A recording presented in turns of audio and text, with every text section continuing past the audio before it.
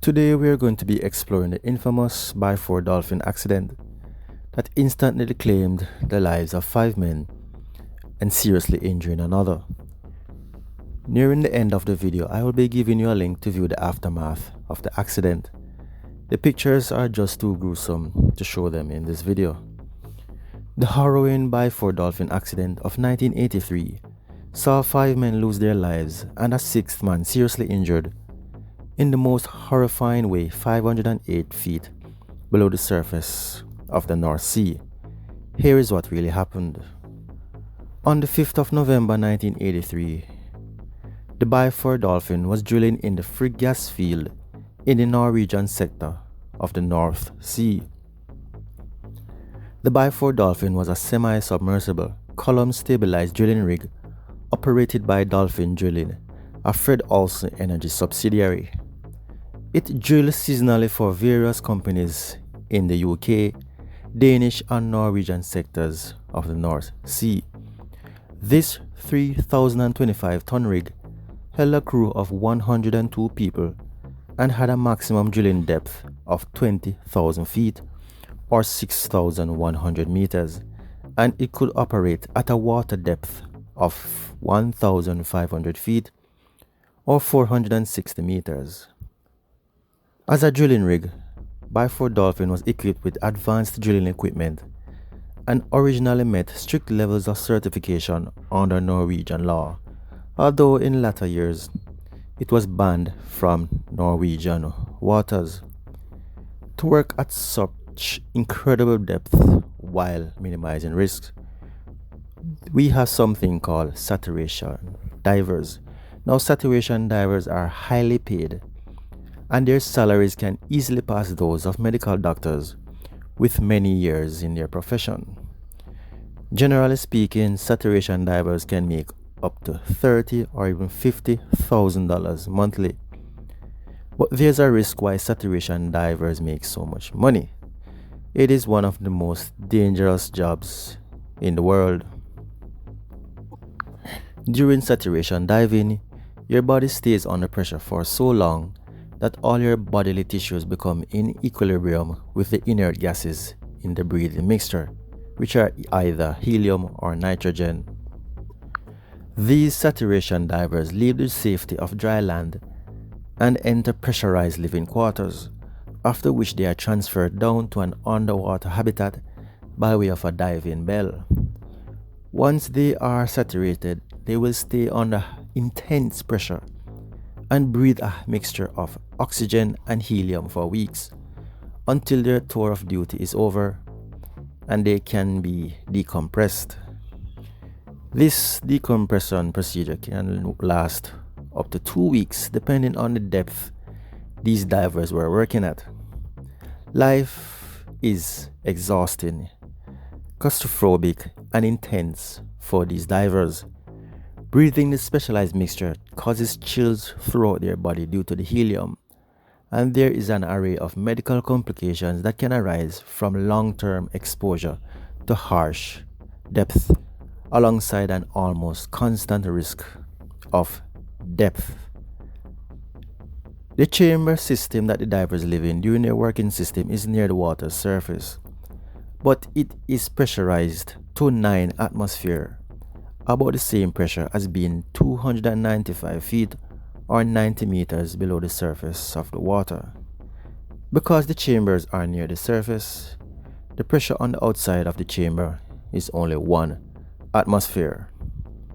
From the chamber, the saturation divers enter the diving bell and take it to the seafloor where they can begin their work.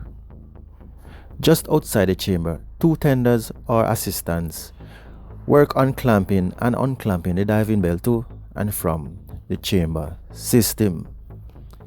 On the day of the 5th of November 1983, things went horribly wrong for 6 men. The saturation divers on board at the time of the incident were British divers Edwin Arthur Coward, Roy P. Lucas, Norwegian divers Bjorn Giver Bergson, and Truls Hellevik. The 2 diving tenders were William Cramond and Martin Saunders. At 4 a.m., divers Edwin and Roy were resting in Chamber 2 as the diving bell returned from the seabed, where divers Bjorn and Truls had carried out various duties. 2 dive tenders were outside the bell and began connecting it to the trunk leading to Chamber 1. After the bell was connected, divers Bjorn and Truls entered Chamber 1, and then Truls began working on closing the hatch leading from the trunk into Chamber 1. Before Truls could complete this task in less than 0.1 of a second, all 4 divers were dead. One dive tender, Martin Saunders, survived, and the other, William Cramond, was fatally injured and would later die during a transport to a nearby hospital. The accident was basically caused by rapid decompression. At 4:01 a.m., the bell was connected to the chamber. A diver on deck reported to the diving supervisor, who is a person on board the rig, not in the water, that the locking mechanism was in place. The door between the tunnel and the chamber system was then opened, and the divers began transferring equipment to the living quarters. The 2 other divers were asleep in Chamber 2.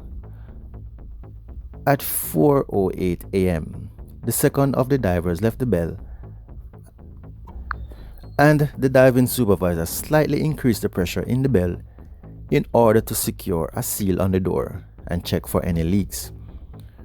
The locking mechanism failed and the bell was blasted with great force away from the chamber. Pressure was lost in the chamber system within seconds, and all 4 divers inside were killed instantly. The 2 diving assistants standing by the locking mechanism when it failed were both badly hurt, and one died on the way to Auckland Hospital. When the crew's diving chamber explosively decompressed from a pressure of 9 atmospheres to a pressure of 1, the 5 men were killed instantly, with their blood reaching boiling point in a matter of milliseconds. One man's spine was torn from his body and found almost 10 meters away. The official report reads, Diver D3 was shot out through the small jammed hatch opening and was torn to pieces. All of his thoracic and abdominal organs and even his thoracic spine was ejected, as were all of his limbs. Simultaneously, his remains were expelled through the narrow trunk left by the jammed chamber door, less than 60 centimeters in diameter. Fragments of his body were found scattered about the rig. One part was even found lying on the rig's derrick, 10 meters or 30 feet directly above the chambers. His death was most likely instantaneous and painless. The report also noted that autopsies had revealed solid lumps of fat in the men's arteries, as normal fat cells in the blood suddenly became solidified by the change in conditions. Following an investigation, the Norwegian Petroleum Directorate concluded that the direct cause of the accident was that the locking mechanism connecting the bell with the chamber system was unlatched while the system was still under pressure. Nor were all the internal chamber doors locked. The accident was caused not by a mechanical fault in the locking device, but by a failure in routines. As a critical phase in this stage of a diving procedure, the locking procedure made special demands for good and safe interaction between the diving supervisor and the dive tenders operating the locking mechanism. The diving supervisor should not have reduced pressure in the connecting tunnel until the divers had reported that they were finished and that the door between chamber and tunnel were closed.